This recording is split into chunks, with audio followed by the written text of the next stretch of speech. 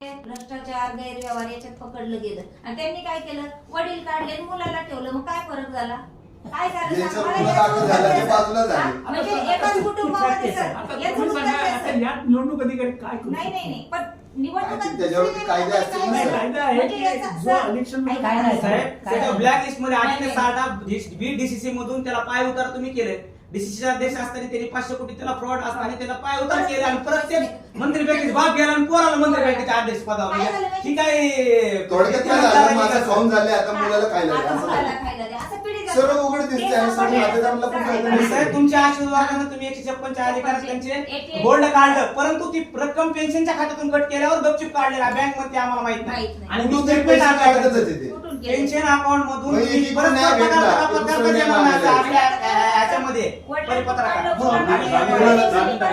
टाकून घेतले पैसे त्यांचे 99,000. सगळ्यांना दिसतंय. माहिती सगळी दिली आता हे कर्ज मिटायचंच कसं हे सामान्य जनतेला जगणं मुश्किल झालंय बघा.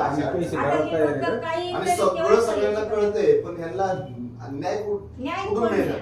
कलेक्टर मॅडमनं चौकशी करण्याचा अधिकार दिला आणि जे खाली आमच्या विरुद्ध जप्तीचा निकाल झाला होता त्याची फेर चौकशी करावी असा आदेश दिला असताना सुद्धा परत त्या जुन्या आदेशावर आज म्हणजे 12 महिन्यानंतर ती कारवाई करायला, जप्ती करायला निघाली. आणि कलेक्टर मॅडमच्या मुदोळ मॅडम त्यांनी जो योग्य निर्णय दिला त्याला काहीच अर्थ राहिला नाही.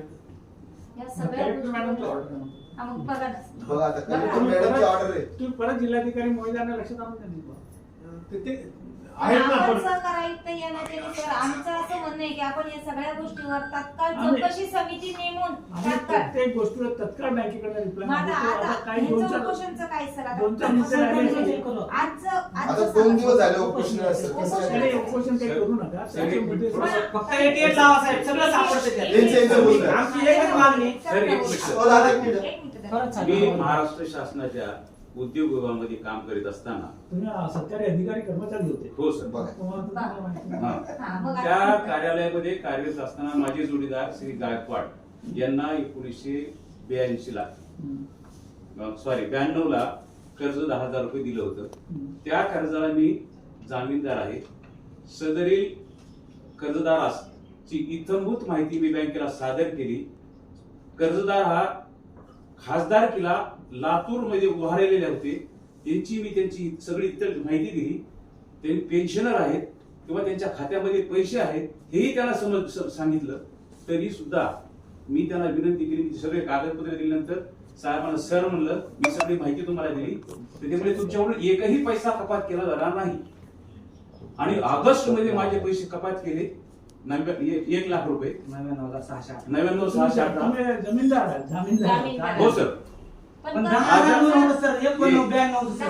10,000 लोन होतं सर. तुम्ही सर्व दिलेत ना कागद आता तुमचे वगैरे सर्व. आणि माझ्या प्रॉपर्टीवर शेतावर गोचा टाकला तुमचा कागद दिलाय ना आम्हाला. दिलाय आणि सर ऐका ना, 10,000 कर्ज घेतलेलं आहे. जामीन म्हणजे हे जामीनदार आहे, कर्जदाराच्या खात्यात ताई, रक्कम माझ्या आहे. लक्षात आलं नाही तर. ती रक्कम कपात हा, नाही आता केली, तुम्ही पण ते सरांच्या कागद खात्यात दिले गेली. सर्वांनी. हा. आता आम्हाला तुम्ही परत काय करा, माझा फोन नंबर बाहेर दिलाय हा ना. तर तुम्ही मला परत सर्वांनी मिळून 25 तारखेला फोन करा, तुमचे प्रश्न सुटले जातील. नक्की सर.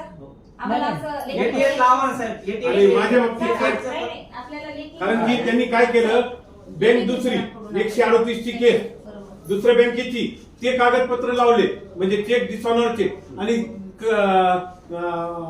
जप्तीची परवानगी दिली. ती बाब कलेक्टरच्या निदर्शनास आली. कलेक्टरने परत हे करायची, पण त्या जुन्याच ऑर्डरच्या अनुषंगाने माझ्यावर परत जप्तीची कार्यवाहीची तुमच्यावर जप्तीची कारवाई तुम्हाला कुठलाही अधिकारी कोर्टातनं स्टे नाही देऊ शकत. कोर्टाच्या तुम्हाला कोर्टातनं स्टे आणावा लागेल. तुम्ही समजून घ्या, कुठल्याही अधिकाऱ्याला तशी कुठली अधिकार नाही. एक गोष्ट आहे, कलेक्टरनं अप्पर जिल्हाधिकाऱ्याकडे चालू असताना परत हो, तर तुम्हाला त्या संबंधित अधिकाऱ्याशी किंवा एखाद्या चांगल्या ऍडव्होकेटशी भेटून तुम्ही माहिती घ्या की स्टे कुठून भेटेल, तिथेच अप्रोच व्हा. तुम्ही 10 ऑफिसेसला फिरले त्यांना अधिकार नसेल तर काय उपयोग होणार नाही. आता तुमच्याकडे अधिकार आहेत, तुम्ही सुनावणी घेणार म्हणून आम्ही तुमच्याकडे कागदपत्र दाखल केले. स्टेचे अधिकार आमच्याकडे आहे.